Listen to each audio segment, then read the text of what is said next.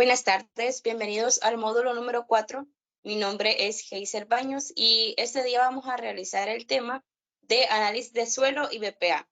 Durante este módulo vamos a ver lo que es el análisis de suelo o el estudio del suelo, cómo conservar el suelo, algunas técnicas de BPA que son las buenas prácticas agrícolas y la revitalización de los suelos.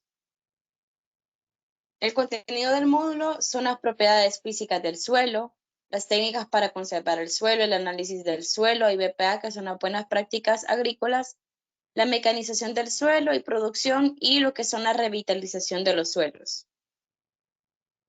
Como introducción se va a hablar lo que es el análisis del suelo, cómo hacerlo, con qué frecuencia hacerlo, qué parámetros vamos a tomar para analizarlo y cómo interpretar los resultados. Luego vamos a ver lo que son el desarrollo de los temas. Luego nos vamos a ir a lo que son las dudas y las respuestas. Y luego vamos a ir a ver lo que son lo que es el resumen y las conclusiones. Por acá les tengo lo que es un pequeño pensamiento. Dice, quizás no podamos cambiar el mundo, pero sí el pedacito que nos toca. Esto va relacionado también a lo que es el módulo número 3, que con pequeñas acciones que nosotros hagamos o con el pequeño pedazo que nosotros tengamos en nuestras casas o algún terreno que tengamos, pues podemos cambiar el mundo y podemos ir cambiando poco a poco con los pequeños recursos que nosotros tengamos, pero podemos hacer ese pequeño cambio. Ahora bien, un análisis de suelo, ya para entrar en materia, vamos a hablar sobre el análisis del suelo, que puede ser muy extenso o incluir muchos parámetros que a veces nos puede parecer que necesitamos saberlo todo, pero cada análisis tiene un coste. Por eso es importante tener claro qué parámetros analizar y cada cuánto analizarlos. Y es por eso que vamos a ver los desarrollos del módulo. El primero es las propiedades físicas del suelo. Las propiedades físicas del suelo son varias y vamos a estudiar cada una de ellas. La primera es la estructura del suelo. Las propiedades del suelo directamente relacionadas con el área superficial, que son de las partículas, es la textura o la distribución de algunas partículas minerales que son relativamente según a su tamaño. Se conoce la textura y se pueden conocer muchas propiedades que son hídricas propiamente del suelo. Además, la textura que tiene una propiedad es muy estable en los suelos que nosotros vamos a estudiar, mientras que la estructura y la cantidad y tipo de materia orgánica que también pueden influir en propiedades que son hídricas, son propiedades que pueden variar a corto y mediano plazo, como por ejemplo las lluvias que son intensas, los cambios en la vegetación y los cultivos que son propiamente o que son directamente cultivados en el suelo, ya que otros cultivos también son cultivados en macetas o en una propiedad que son que manejan la hidroponía. Entonces, esas son como que las diferentes formas en las que uno se puede sembrar, ¿verdad? Se pueden generalizar las estructuras del suelo, que cuanto mayor es el tamaño de las partículas, más rápida puede ser la infiltración de lo que es el agua y menor agua retenida por los suelos, y que también pueden ser los suelos arenosos, que son los más permeables, es decir, que retienen menos el agua, y los suelos arcillosos. También están los suelos que son con muy buena estructura, que tienen mayor velocidad de infiltración y que son los más compactados. Y podemos generalizar también que el mayor contenido en materia orgánica aumenta el agua retenida por el suelo.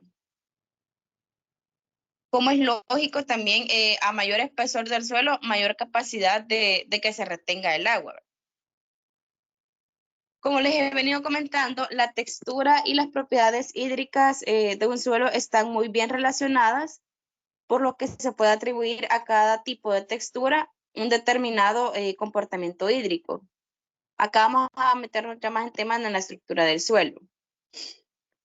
Existen también lo que son los suelos arenosos, que son todos aquellos que predominan las arenas o partículas que son minerales que son mayores a 0,02 milímetros de diámetro.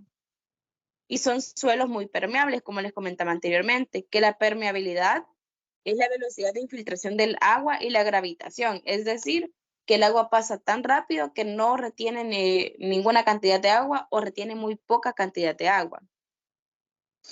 Es también lo que mantiene el agua disponible por las plantas o agua útil, es decir, de que las plantas no van a absorber el agua que ellas necesitan, ya que la infiltración es súper rápida en esos tipos de suelos arenosos. Están también lo que son los suelos limosos, que en ellos predominan los limos o partículas que van entre el 0,02 y 0,002 milímetros, que en ellos la permeabilidad puede variar bastante según sea lo que es su estructura. Puede ser muy lenta cuando su estructura es masiva, o sea, sin que se formen como grumos, o bastante rápida cuando la estructura no es grumosa. Están también lo que son los suelos arcillosos, que en ellos predominan las arcillas, como su nombre lo dice, y son partículas menores de 0,002 milímetros y son muy impermeables. Quiere decir que son fácilmente encarchables y mal aireados, ya que en ellos predominan lo que son los microporos.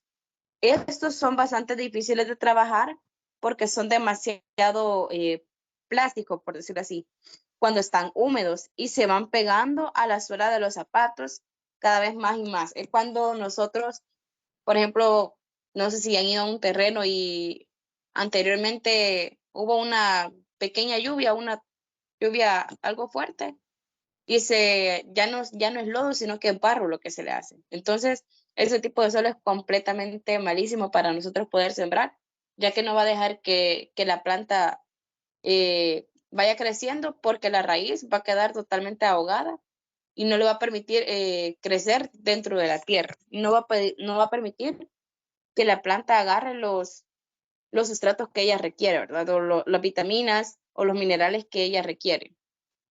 Están también lo que son los suelos francos, que en ellos no predomina ninguna de las tres partículas que les mencioné anteriormente, que son las limas, las arcillas, y también presentan lo que son esto presenta lo que son una mezcla más que todo de todos ellos, o sea, no predomina ninguna ni predomina la otra, sino que es una mezcla de las arenas, de los limos y de las arcillas. Esta presenta lo que son las ventajas de distintos tipos de partículas, o sea, como todas se compactan y todas tienen sus ventajas y sus desventajas, pues esta es como que un poco la más ideal para poder sembrar. Aunque para este tipo de suelo, la cantidad de agua que se puede retener en distintos tipos de suelos, según este suelo, que es el franco, puede presentar lo que es una mayor absorción del agua y una mayor retención. Para hacer como una diferencia entre los tipos de suelo, de estructura que les he mencionado, el suelo arenoso puede tener un drenaje de 130 litros por milímetro cuadrado de agua retenida. El arcilloso son 400 litros por milímetro cuadrado, cúbico, perdón, y el suelo franco son 280 litros por metro cúbico. Pero ahora también vamos a ver la otra propiedad del suelo, que es la profundidad de este mismo. La profundidad efectiva de un suelo es el espacio en el que las raíces de las plantas comunes pueden entrar sin mayor obstáculo, con vistas a conseguir lo que son el agua, los nutrimentos indispensables, y todo esto resulta de ser una importancia para el crecimiento de lo que son las plantas. La mayoría de las últimas pueden crecer más de 1 metro si las condiciones del suelo lo permiten. Cabe aclarar que, como se lo mencioné, dependiendo del tipo de suelo que nosotros tengamos, la planta va a crecer y la raíz se va a introducir más en la tierra si es una buena estructura la que tiene. Si es un tipo de suelo que se forma un barro con media lluvia, pues definitivamente ese suelo no nos va a permitir que nuestra planta se desarrolle. Los suelos pueden clasificarse prácticamente también en 4 grupos de acuerdo a su profundidad efectiva. Está el primer grupo, que son los suelos profundos, que tienen 1 metro o más hasta llegar a una capa limitante, es decir, desde la superficie, 1 metro o más son los suelos profundos. Moderadamente son los tipos de suelo que van desde la superficie y alcanzan una profundidad de, puede ser 0.6 metros o 0.5, y los suelos poco profundos que tienen menos de 0.5 metros. Y también están los suelos someros, que la profundidad máxima que alcanzan es una cuarta parte de 1 metro, que sería el 0.25 metros. Esos suelos someros son los menos ideales para poder sembrar, ya que la planta no va a crecer, no va a poder su raíz desarrollarse, y por tanto no va a poder adquirir todos los minerales que una planta necesita. La profundidad mínima que una planta puede necesitar es de 0.6 metros, es decir, que sean la profundidad del suelo que sea una profundidad moderada. Esta determinación se puede hacer abriendo un perfil más o menos de 1 metro de profundidad o haciendo uso de una sonda de suelos.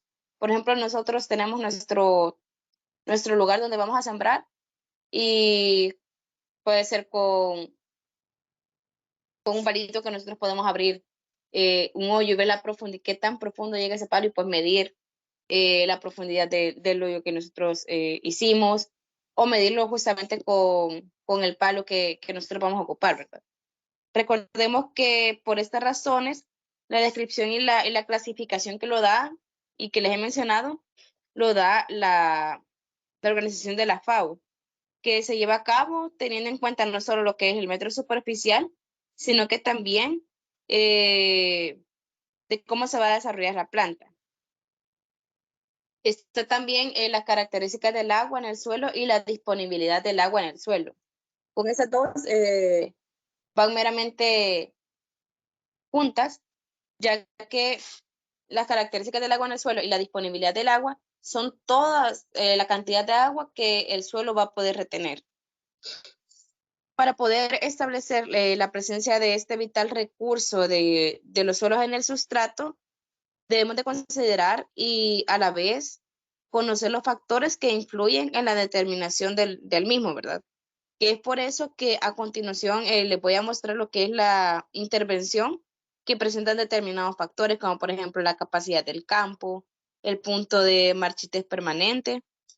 Para hablarles un poco de la capacidad de campo, se puede definir como la cantidad de agua que el suelo puede llegar a almacenar justamente antes de presentar el estado de saturación, es decir, justamente antes de que la planta se vea como ahogada. Si se fijan, a veces cuando hay un exceso de lluvia, a veces hasta se encharcan lo que es la zona donde nosotros tenemos nuestro sembradío, nuestro jardín o nuestro cultivo.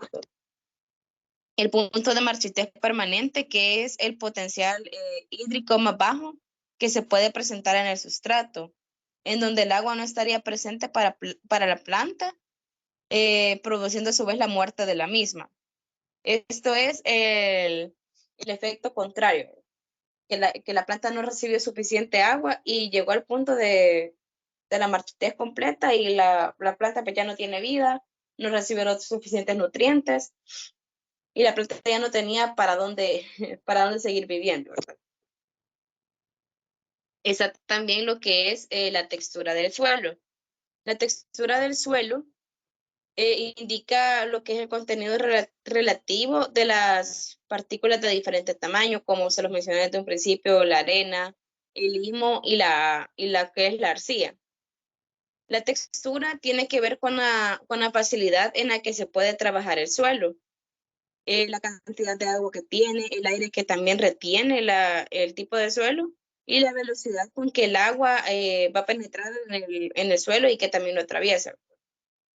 Para conocer la textura de una muestra de suelo que nosotros tengamos en nuestro cultivo o en nuestro jardín, existen diferentes ensayos, y el más fácil que les puedo explicar es que podemos hacer como el lanzamiento de una bola. Para hacer este experimento, lo que podemos hacer es que tomamos una muestra de un suelo humedecido y la vamos a oprimir. O sea, luego de haber regado nuestro espacio de cultivo en la tierra, pues podemos tomar un pedazo de tierra que ya esté humedecido y luego vamos a apretarla y la vamos a lanzar hacia el aire. Luego, cuando ya caiga de nuevo en nuestras manos, si la bola se desmorona, es que el suelo es pobre y contiene demasiada arena. Y si la bola mantiene su cohesión o su estructura, muy probablemente sea un suelo bueno con suficiente arcilla. Entonces debemos de tomar como que este equilibrio, ¿verdad? De que al lanzar la bola de tierra y cuando caiga en nuestras manos no se desmorone completamente porque esto prácticamente sería demasiada arena y esto lo podemos tomar muy fácilmente cuando vamos a la playa, que a veces ni se pueden armar muy bien los castillos porque se desmoronan muy fácilmente cuando queremos hacer castillos de arena. Y existe el otro punto que les mencionaba, que a veces la tierra con poca agua que le caiga se vuelve lo que es demasiado lodoso o se parece a un barro en el cual no se puede sembrar porque el tipo de suelo no va a permitir que la planta vaya creciendo.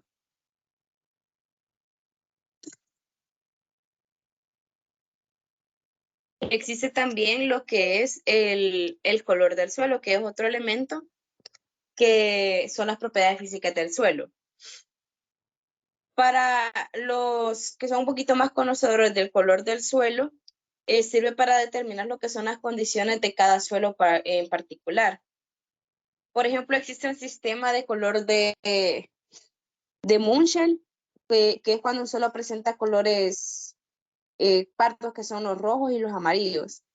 Eso significa que el mismo tiene un buen drenaje y lo evita que el suelo sea fácilmente,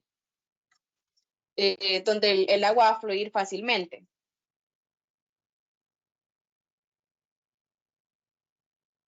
El color de los distintos tipos de suelo se define cuando el suelo está húmedo. O sea, nosotros vamos a ver el color del suelo, que es óptimo cuando el suelo está húmedo. No vamos a tomar el color del suelo cuando esté completamente sequía. Por lo general, se acude, como les decía, a la colometría de Munchel, que es un experto en el estudio de suelos. Y para definir el tipo de color de suelos existen ciertas matices, ¿verdad? Que está el color gris, que puede ser un gris oscuro o un claro. Están los pardos, que como les mencionaba, es un rojizo, puede ser un rojizo oscuro o un rojizo claro. Está también el amarillo, que es un rojizo amarillo. eh, y está también el rojo, que está un color rojo amarillento o rojo oscuro. ¿Y qué nos puede indicar lo que es el color? En el suelo, como les decía, se debe de tomar el color cuando esté el suelo húmedo y los matices oscuros suelen indicar un mayor contenido de materia orgánica, que los matices son más claros, como por ejemplo puede ser un gris claro o un pardo claro, que es un rojo claro también, que nos va a decir que hay un mayor contenido de materia orgánica, como se los mencionaba. Y eso se da más que todo en los horizontes o en el tipo de tierra que es como superficial o que está solamente encimita, ¿verdad? Y cuando ya abrimos o vamos escarbando, por decirlo así, el tipo de suelo, se encuentra lo que es también la colometría de los horizontes o del tipo de tierra o de suelo, que son los más profundos. El color pardo, que como les mencionaba es el rojizo oscuro también, generalmente significa que el suelo tiene un buen drenaje natural. Es decir, que si nosotros regamos y el agua llegó hacia lo más profundo de nuestro suelo, nuestra tierra, es decir, que tiene una buena filtración y que tiene también una buena retención de agua. Entonces esto nos habla muy bien del tipo de tierra que tenemos, ya que va a conservar bastante lo que es el agua y la planta va a tener el tiempo para poder adquirir todos los nutrientes que ella necesita. Está también otra propiedad física que es la porosidad del suelo. La porosidad es normalmente la principal determinante de lo que es la fertilidad del suelo y de ella va a depender lo que es el desarrollo radicular de la planta, lo que es también la infiltración del agua, la disponibilidad de nutrientes, el desplazamiento de las sales, puede también tener lo que es la incidencia en enfermedades e incluso también la actividad fotosintética de la planta.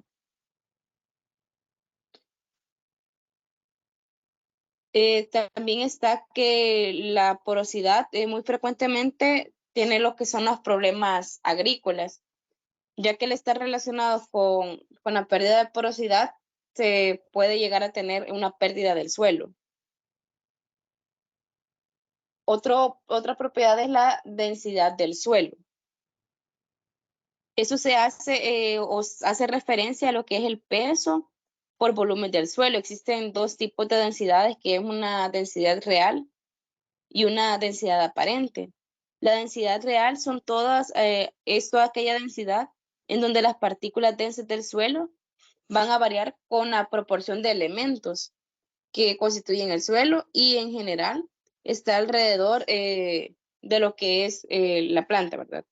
Y una densidad aparente esta es una indicación alta del suelo que es un poco más compacto y como puede ser lo que es la arena, ¿verdad? Una densidad aparente que es baja no indica necesariamente un ambiente que es favorecedor para el crecimiento de las plantas. Es decir, que la densidad del suelo tiene que ver mucho que ver igual con el desarrollo de la planta, ya que con esta puede ser que sea demasiado compacta o demasiado suelta. También está lo que es la otra propiedad física, que es el movimiento del agua en el suelo.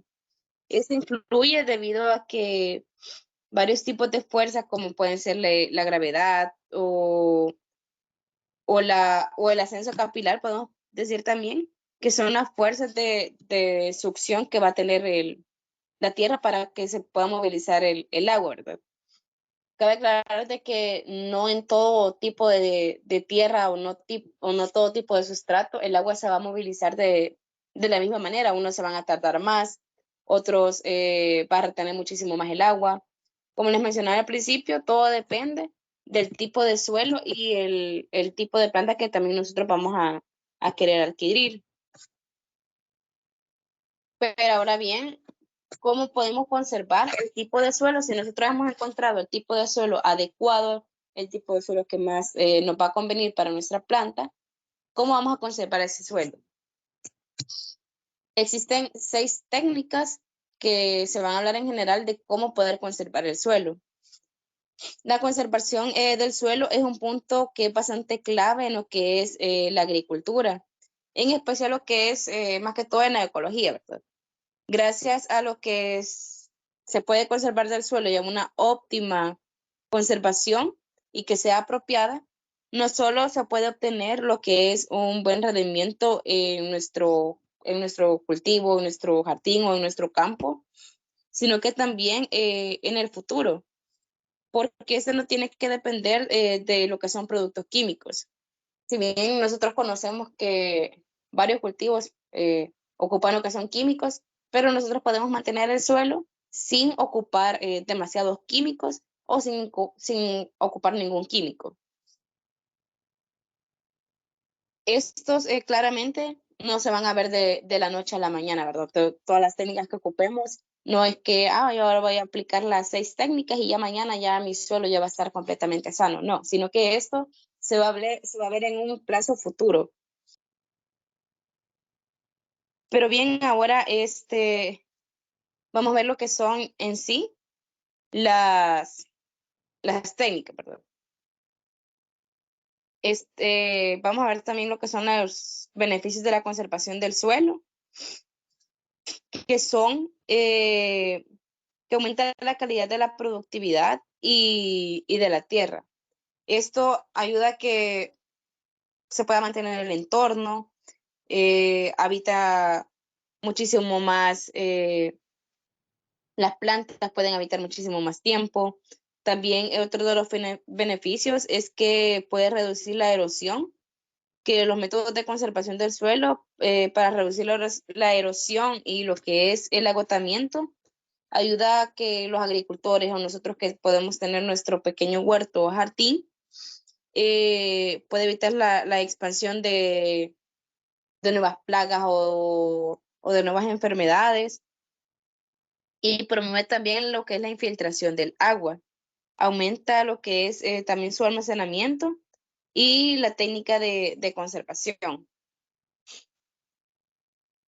Pero ahora bien, para hablar ya en sí de las técnicas, está lo que es tomar muestras y llevar a cabo el análisis del suelo para así nosotros poder conocer las características, las propiedades físicas o químicas que tiene el suelo, y siendo capaces así de detectar cualquier tipo de carencia. Por ejemplo, en un estudio nosotros podemos empíricamente decir qué tipo de suelo tenemos, pero lo más recomendable sería llevar ese tipo de suelo, tomar una muestra del suelo en el que nosotros tenemos y que ya un laboratorio nos diga, tiene bastante fósforo su suelo o tiene bastantes minerales y las carencias que puedan tener nuestro suelo, ¿verdad? También está realizar la rotación y asociación de cultivos. Esto es para que favorezca las labores y las maquinarias agrarias. Esto más que todo se aplica en los cultivos ya de mayor volumen. También está lo que es hacer la siembra de forma directa sin que se aplique ningún tipo de herbicidas ni fertilizantes químicos. Con esto, lo más recomendable es que se haga la siembra de forma directa y no aplicar, por ejemplo, existen químicos que sirven para limpiar el suelo de toda bacteria y demás enfermedades, pero también existen formas en las que uno puede limpiar el suelo sin necesitar algún químico. Por ejemplo, puede ser que apliquemos una mezcla del chile con ajo, y existen diferentes formas en las que nosotros podemos limpiar el suelo, tratando de limpiar toda aquella maleza que haya quedado, o tratando de limpiar también toda enfermedad que el suelo pueda tener y que en el futuro pueda afectar a nuestras plantas o a nuestro cultivo. Está también la conservación de los organismos del suelo, los cuales eso nos garantiza lo que es la fertilidad natural de la tierra, ¿verdad? Y de nuestras plantas, que pueden ser las químicas, las físicas y las biológicas, así como también puede tener una buena productividad de los cultivos. Está también la aplicación de abonos naturales, como por ejemplo en el módulo 2 se les explicó también cómo crear lombricompost, cómo crear compostaje. También se les mencionó lo del estiércol de vaca, que es muy bueno, igual el estiércol de caballo, eh, el humus de lombriz, el abono de compostera, existe también la ceniza, que son abonos naturales que ayudan al crecimiento de la planta y no necesariamente se pueden ocupar abonos químicos. Y el último es también colocar una cobertura viva o muerta en el suelo, permitiendo así a la tierra conservar lo que es su humedad y los nutrientes características que son de las capas más altas del suelo, las capas superficiales. Ahora los puntos básicos para el análisis del suelo. Está la textura del suelo, que como le mencioné al principio del módulo, que debemos de estudiar cuál es la textura del suelo que nosotros tenemos, si es limo, si es arcilloso o si es arenoso. También lo del pH del suelo, que este es bastante importante para conocer la salud del suelo que nosotros poseemos. Cómo determinar qué cultivos son más adecuados. El pH influye en todas las reacciones químicas que nosotros podemos tener en el suelo. El bienestar de los distintos microorganismos también afecta, ya que están presentes en el suelo y depende del estado del pH del suelo, ¿verdad? ya que cada uno puede tener un nivel óptimo y no puede vivir en otro rango. Por ejemplo, hay microorganismos que necesitan de un pH de 0.05, otros organismos pueden necesitar un pH de más de 6. Entonces, se necesita también hacer el estudio del pH del suelo para poder verificar si el suelo es bastante óptimo o tiene las suficientes sustancias que una planta puede organizar, puede percibir.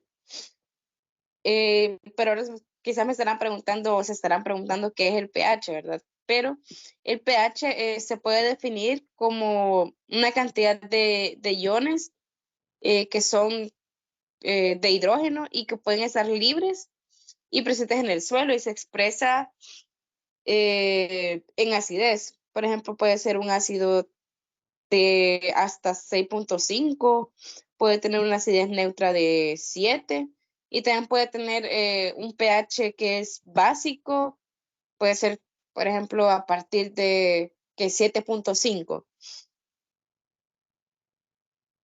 Y también está lo que es la materia orgánica. Todos estos elementos que les estoy mencionando es lo que debe de tener un suelo.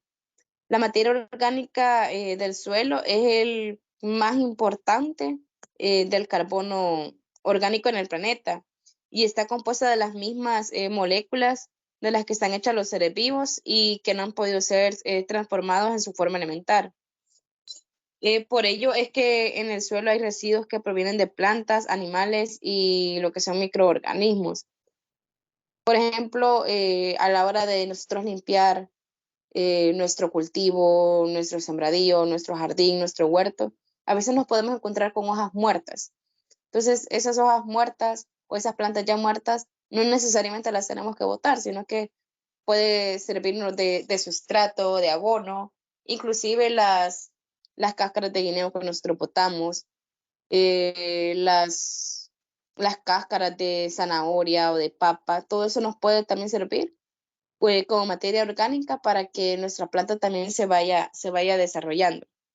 Es el famoso el lombricompost o el compostaje que se da para que se pueda aplicar a las plantas.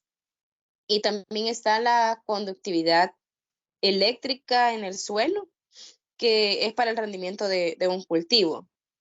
Los fertilizantes que se emplean en agricultura contienen sales que incrementan la conductividad, perdón, eléctrica en el suelo. Con esto existen diferentes químicos que van a aumentar la conductividad eléctrica y esto influye de gran medida en el esfuerzo que tiene de realizar la raíz de la planta para absorber los nutrientes.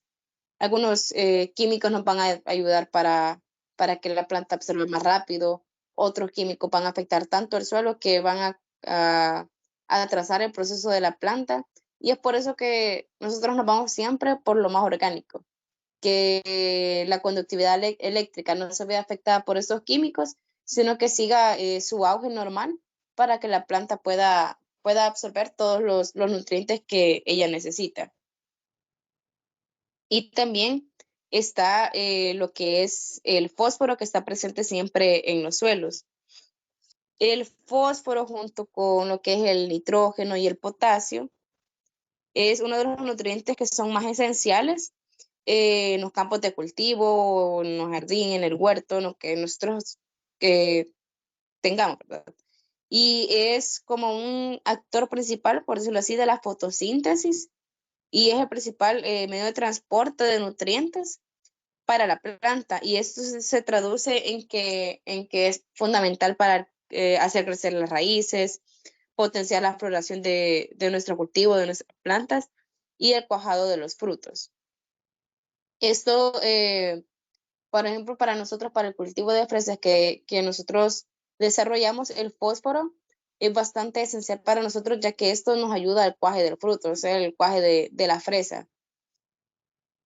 Entonces, para nosotros es bastante como que importante y para cada uno de nosotros debe de ser bastante importante el que todos estos elementos para el análisis del suelo sean bastante óptimos y que sean bien estudiados para que nosotros podamos decir, sí, este tipo de suelo es bastante óptimo, ese tipo de suelo le falta o tiene X carencia, o tiene demasiado conductividad eléctrica. Entonces son todos esos elementos que nosotros tenemos que tomar en cuenta para ver si nuestro cultivo es bastante óptimo o poder revertir todos esos efectos que nos estén afectando, ¿verdad? En el desarrollo. Ahora bien, están lo que son el análisis del suelo y el BPA, que son las buenas prácticas agrícolas. Estas se definen como un conjunto de acciones o prácticas que se realizan en una explotación agrícola, que son tendientes a reducir los peligros químicos, físicos y microbiológicos.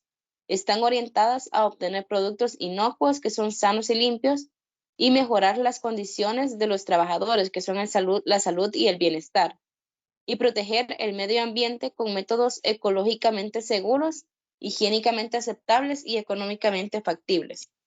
Las buenas prácticas agrícolas se va sobre todo a lo que es la conservación de los suelos, de las plantas, pero también a cuidar también a la persona o a los trabajadores que ven nuestro cultivo, o también de nosotros mismos, ¿verdad? Que se lleve un equilibrio entre el cuidado de los suelos y el cuidado de las personas que lo trabajan. Por ejemplo, existen, si nos vamos por la parte química de nuestro cultivo, si lo tenemos con muchos químicos, pues existen diferentes químicos de esos que piden que la persona debe de tener con mascarilla, debe tener lentes, debe de tener guantes a la hora de la aplicación del producto. De lo contrario, pues pueden surgir como alergias o el producto puede ser tan fuerte que puede llegar a quemar la mano.